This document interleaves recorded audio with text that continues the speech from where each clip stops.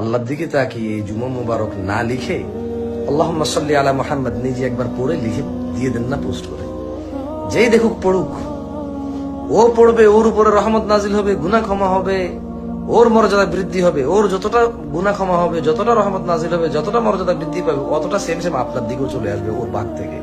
নিজেরটাও পেলেন, ওর ভাগেরও সমান সমান পেলেন। আরেকজনে পড়লো, নিজেরটাও পেলেন, ওর ভাগেরটাও সমান সমান পেলেন। আপনি এটা লেখার পর 10 জনে বলল, আপনি পেলেন 11 বার, বাকিরা একবার একবার বলে পেল একবার একবার। আপনি একবার প্রচার করে পেলেন 11 বার।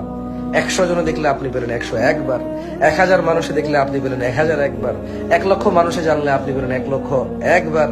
1 কোটি মানুষ জানলে আপনি পেলেন 1 কোটি 1 বার।